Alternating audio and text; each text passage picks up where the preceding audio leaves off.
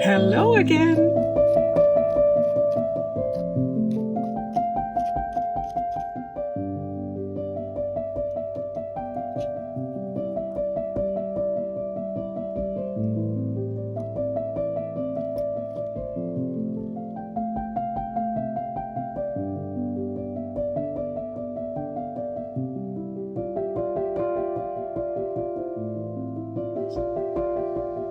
These days I'm working on tiling one of the kitchens I'm working on. So in the project I'm working on, there's two kitchens. One of them is the cooking kitchen, which is the work part of where they do the cooking and the cleaning and everything. And the other one, which is a bigger kitchen, which is next to it, is it's the nice kitchen. I don't know the correct word in English for that. What that would be. In Dutch we say pronkkeuken, so it's to show off. It's showing off your, well, in this case, the kitchen.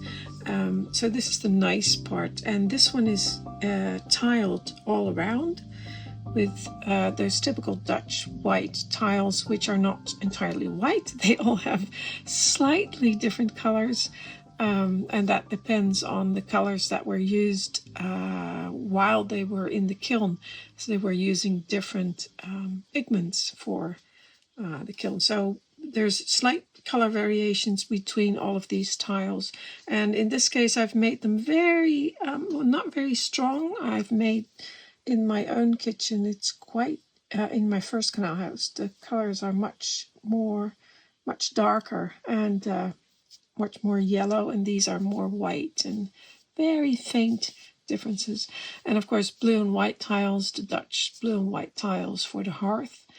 And but I'm doing the tiling, and it's always a very laborious process. I have to do them one by one.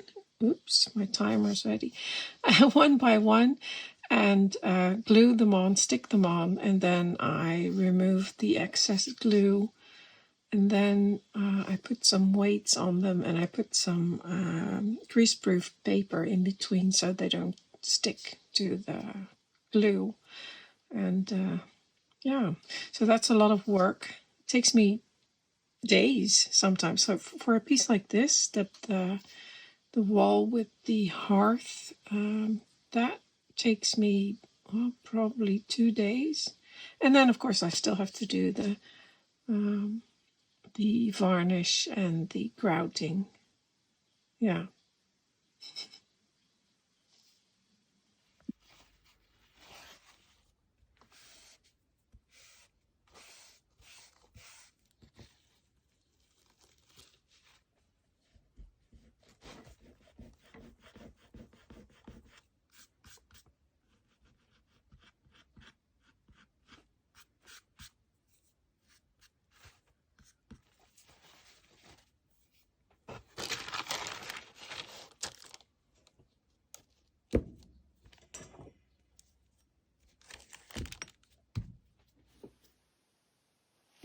Well, in the comments of last week's video, you all said you wanted me to make the house from this book. Where was it?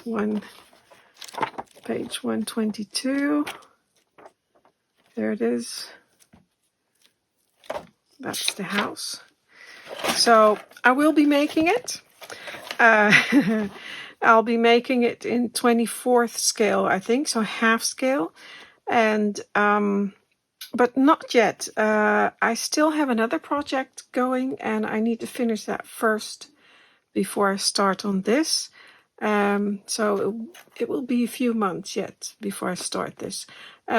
Because I just don't have the time or the space to make another project. I need my space to work on my current project, but I will be doing it. Now, there were some questions because I said there's an English version of this book, which is the original, actually, the English version. This is the translated version.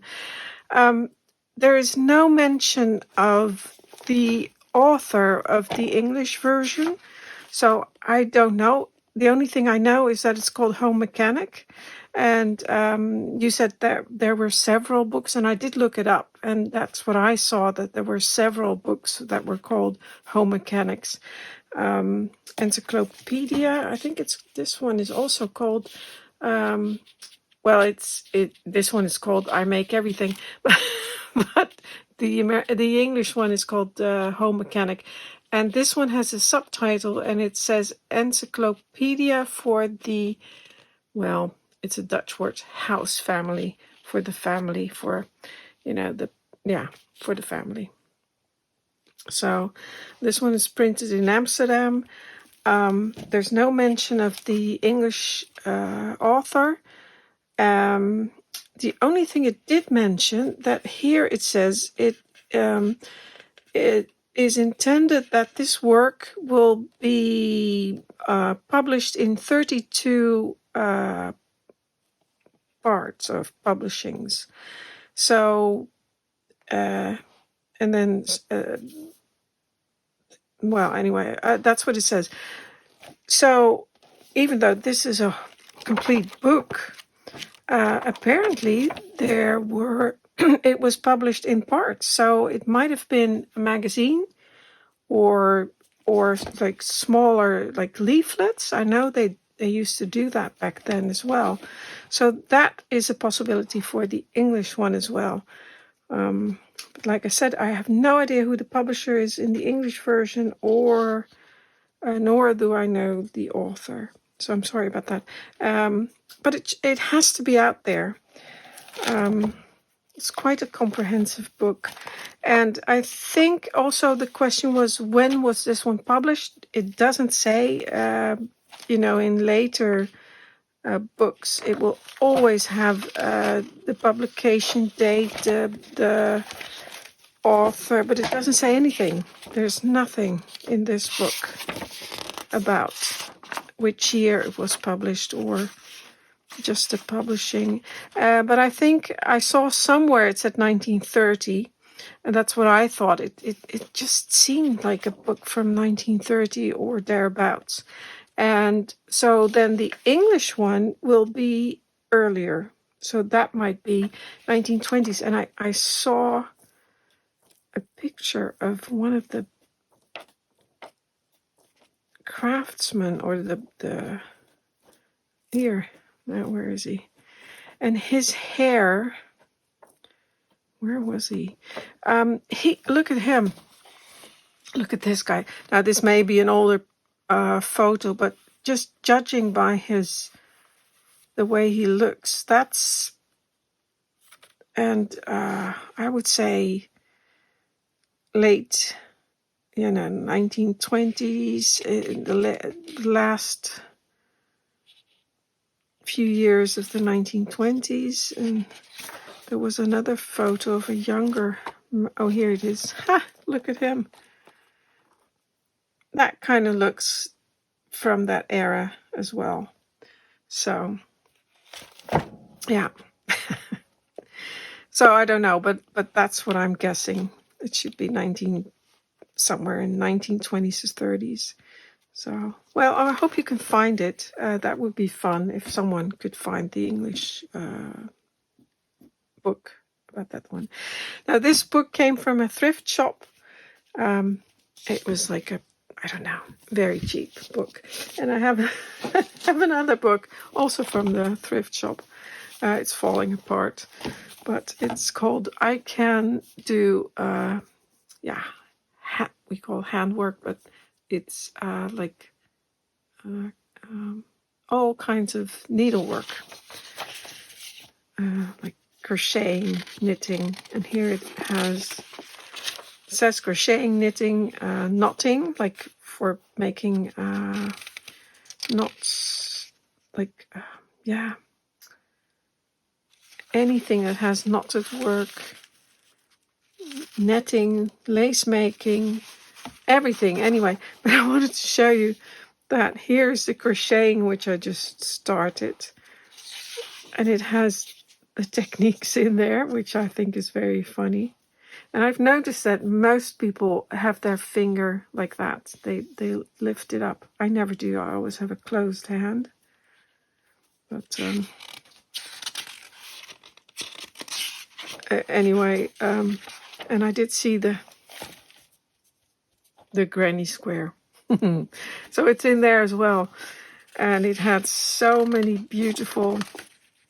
And all of this, again, you can do all of this in miniature as well. If you're, you know, learning how to do it, you could do it.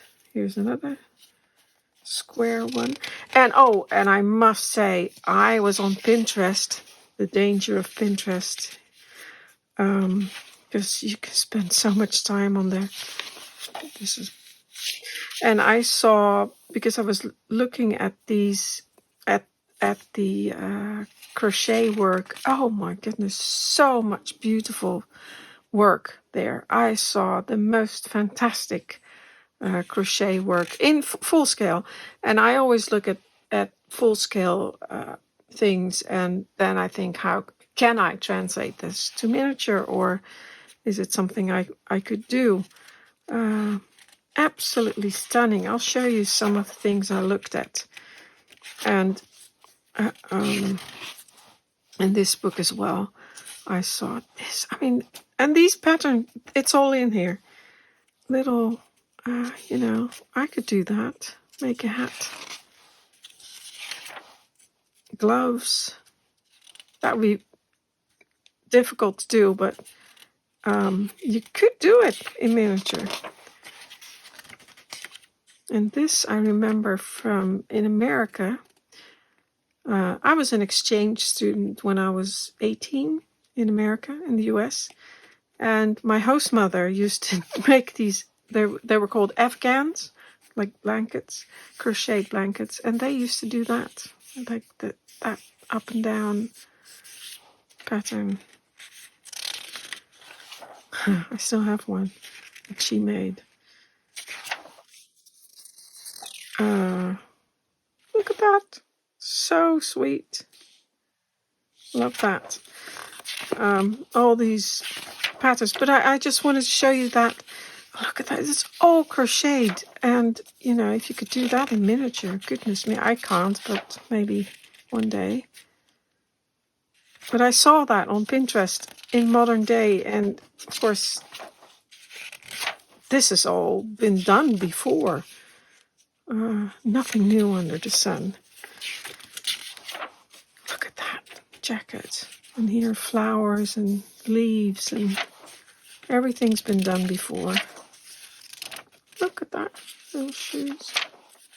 Anyway, I just wanted to show you that. Thrift shops are absolutely fantastic. And I just wanted to mention that a lot of you told me about Julie Warren. And I did find her, and she has done a lot of miniature crocheting. But I also, because I was on Pinterest, I found so much. And I showed you the full scale crochet, but I also found, look at this, more miniature crochet. And this is by someone called Anne Gilling. That is gorgeous, absolutely gorgeous. I love that detail. And I think I saw this type of crocheting at full scale. So yeah, beautiful. And I saw so many other ones. One thing I really find annoying is like this one, very pretty. I have no idea who made it. If you click on the link, it just shows you the picture. They don't mention, I don't like that. Just leave a link. It's someone's photo. So yeah. And then there's Hannah, I never know how to pronounce it. Hanaya Leijona. I think she's from Finland, who also does a lot of crocheting and knitting. And I really like her. That's not the best photo of her work, but I really like her her colors and her work. Really do. So she has a blog, and she's also on Instagram. She does Raiku pottery as well. And here's another one. I forgot to, this one, I don't know if that's actually hers, Diane Taylor Schneider, but it looks really rather wonderful. And this one is by Mini Geo Miniatures. I really like this, especially this one in the center. I love the colors. Here's an Afghan, miniature Afghan. Yeah, really like that. Here with the granny squares, different colors. That's a really nice look, but I love that center one. So I found lots of beautiful miniatures, and apparently there are quite a few people who do miniature crochet. It's just that I haven't seen them before. And yeah, it's lovely to discover them all. You know, Pinterest, it's dangerous because you can spend hours on there. And you know, love that. That's also crocheted. See, there I go again. I keep finding things. Oh, that's lovely. Really like that. Okay, I have to stop. I have to stop this because I see too many things that I like. I should start making things and not just looking at these pages. Okay, that's it.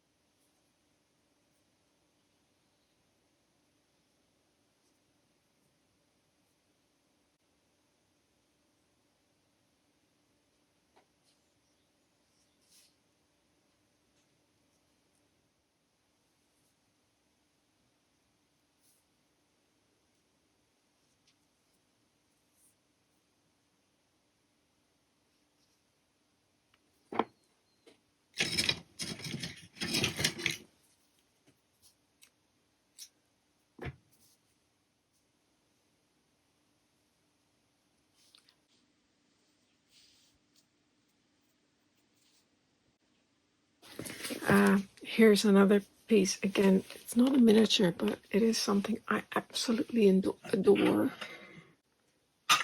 Ooh, don't break it. Look at this. These are 18th century cups and saucers. Look at that. Aren't they fantastic? 18th century people. They were in the thrift shop. Pennies. I mean, so cheap. I absolutely love them. And this is my favorite, one of my favorite, like, I love blue and white, but this is also the color I really love in porcelain. This is German, but there's a Dutch company, Loosdrechts Porcelain. I absolutely adore it. They use this color as well, 18th century as well. So I'm really, really happy with that. It's so pretty. Love it. So that is on display on top of my pink room box. I have to be careful not to break it. I mean, it survived nearly 3 centuries already. So I have to be careful with it. But yeah, beautiful. Well, it wasn't just Loosdrechts porcelain that used this color. It was quite common in the 18th century to use this color. Meissen used it. There's some French companies, some English companies that used it as well. I just really like the Loosdrechts porcelain, the shapes and the painting on there. So yeah, maybe I'll make it in. I tried it. Wait a second. Here's a tile. There's a lot of reflection. Wait, maybe I can. Don't know if I can get that reflection out of there. Hold on. Here is a tile I was painting. It wasn't about the tile. This is just because it gives me a surface to paint on. This was testing out colors and whether I could paint something small. So for little kids, maybe cherubs in a landscape. It's just, I just made it up. But I tested out the colors, the greens and the pinky purples, which I really liked. And those really resemble the Loosdrechts porcelain colors. So I always intended to make something, so paint a few porcelain pieces. I don't make the porcelain, so I have to buy porcelain pieces, but I can paint them. I don't have a kiln. I have a small kiln which doesn't, it's not hot enough to fire porcelain, but I can fire glazes. So yeah, so this is what I did. This is a few years ago. Well, more than a few probably. So I don't do it very often, maybe once a year. And I used to paint porcelain in class with cocky wheels. It's getting very, I've got some oil on my hands, so it's getting very dirty. But she has retired, so probably we won't be taking any more classes with her. But anyway, so yeah, this was inspired by Loosdrechts porcelain and those colors. Could be a little bit brighter, maybe. Oh, 2014. I see I even signed it. I don't know why, because I wasn't going to use it for anything. Trying out, probably. Anyway, so 10 years ago, I made that. Still quite fun. Are you seeing a pattern in the colors I use?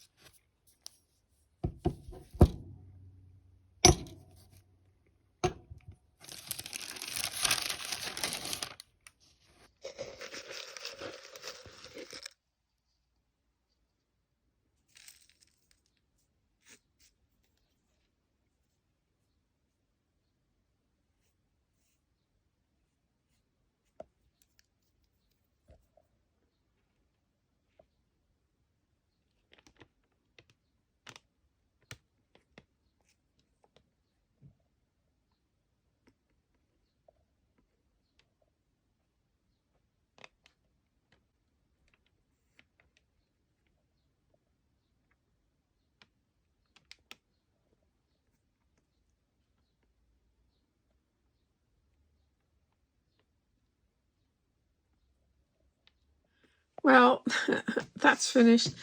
That took me more than a day.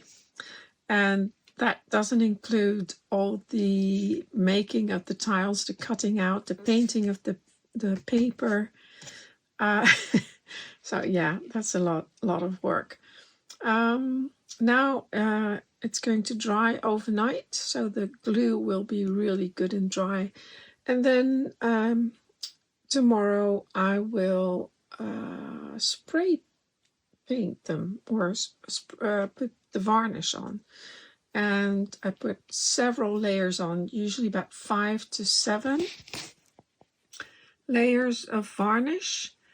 And sometimes it takes a couple of days because I sometimes I don't like to put them on one after the other, and sometimes it works really well. So we'll see. That will be tomorrow.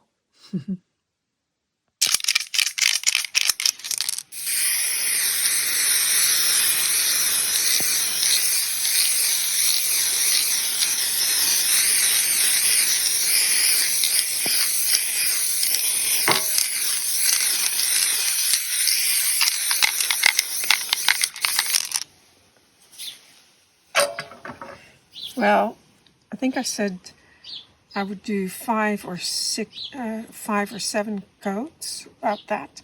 Well, this is the sixth. Well, this is the 6th coat already, and I'm not nearly finished. But so they're thin layers, so I'll do a lot more of them. Careful the flies don't stick to it.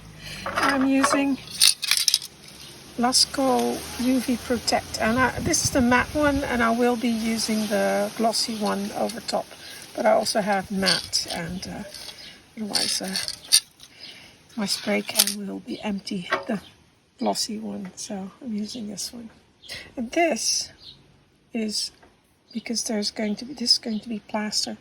There's going to be a cooker hood here, placed here, so I have to leave that open.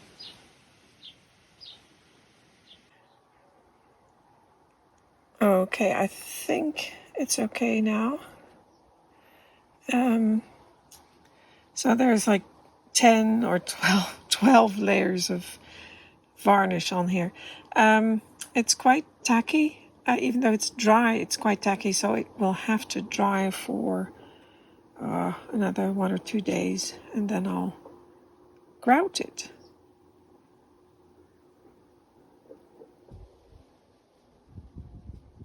What else? I had another thing I wanted to show you or tell you.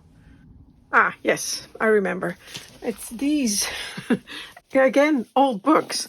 The same as they must be from the same series, because this one is called I Can Do Needlework, and this one is called I Can Do the Household Work.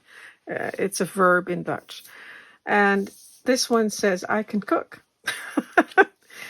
Now, the cooking one for miniature is not that interesting, and this is from the, I would say, the 50s or 60s, probably. 1955, yeah. And so for miniature, that's not that interesting, but I love these kind of books because there's so much in there.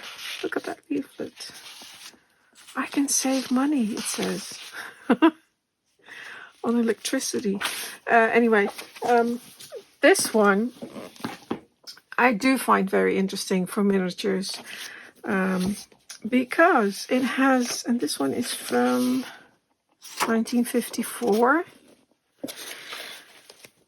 It has all these pictures in here of interiors, and this one particularly reminded me of my own childhood doll's house. The style of it is just the same, and I really like that. The dust sleeve is very damaged.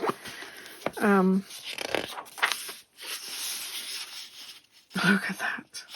So what I like about these books is that it gives you such a good insight in what life was like at that time, what interiors were like at that time, or what they are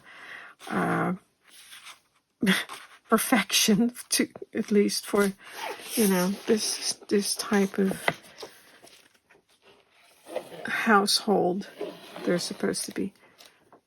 But it has such great interior shots and the kind of things that they had in those days. I mean, it's so typical of that era, which I think is great. Here, look, this is something,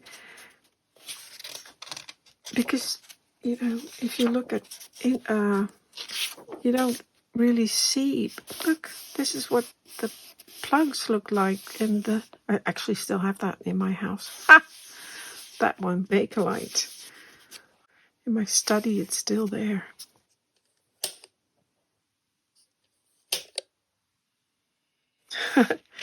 But, yeah. So these books, and these cost like €1 in the thrift shop, these books. And they're fantastic to look at. Look at her cleaning the kitchen. I remember this type of cabinet. Well, that gives you an idea of my age, right? No, I'm not that old, actually. But I do remember that style. And this, I was talking to my son about polishing shoes, and he never did that. And I always said, you know, you have to, you know, it's maintenance of your shoes. Those little brushes for suede, and yeah, how to polish your shoes. Fantastic. Anyway, I think for miniatures, this is great if you are doing a room box or a house in that style, in that era. These are great sources of research. Look at the vacuum cleaners. So, yeah, I wanted to show you that too. $2.50 it cost. There we go. Here's the price. Well, that's quite expensive. Yeah, but I love it. Very great. Good purchase. So, that's what I wanted to show you.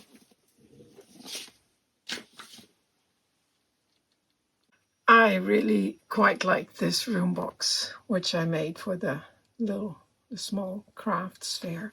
But it consists of all these pieces that I took from my other dolls' houses. So I'm afraid I'll have to take it apart again.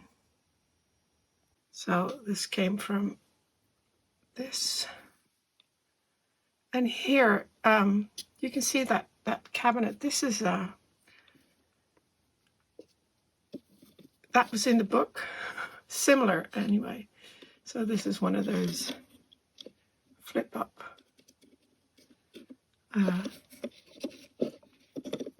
ironing boards that go into a cabinet. And I made that from a kit, so I didn't make it up myself. I did change a little bit. Change it a tiny bit. But years ago, I can't even remember where the kit came from. But that goes there. And this one goes here.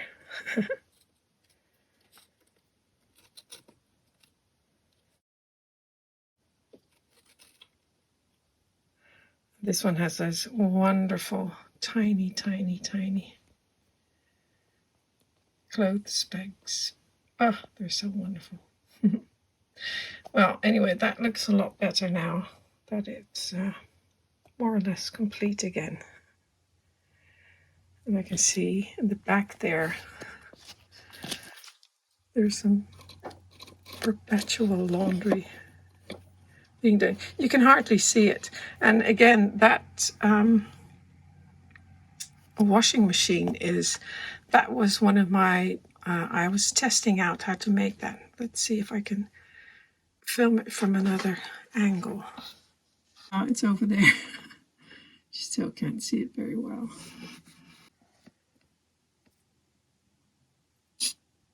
But anyway, I made that. It's not, see, the door is kind of hanging off. But I made that to try and see if I could make a miniature washing machine. And it worked pretty well. I just had a problem with the door. I wanted to make another hinge for it because that's just a fabric hinge at the moment. And but I never got round to making a real one or the final one. So it's in here, and you can't really see the door, so it's okay. And then the ironing cupboard is over here. Things are falling over. There. So back to I think the way it was before I raided all of my rooms for some pieces to put in those small room boxes. No, I forgot. The laundry basket also came from that room. There, that's better. So, well, it always takes me forever to put things back. And then it looks very messy for a while. See, the bedroom is a mess as well. I took a few pieces out of there. Those are in the little room box that is on my desk. So for now, I'm leaving this the way it is, because I said I would put that room box back, or I mean, at least the pieces that are in that room box, when I finished crocheting my blanket. So for now, I'm just leaving it like that. Well, that's it for today. I hope you enjoyed it. Thank you for watching. Until next time.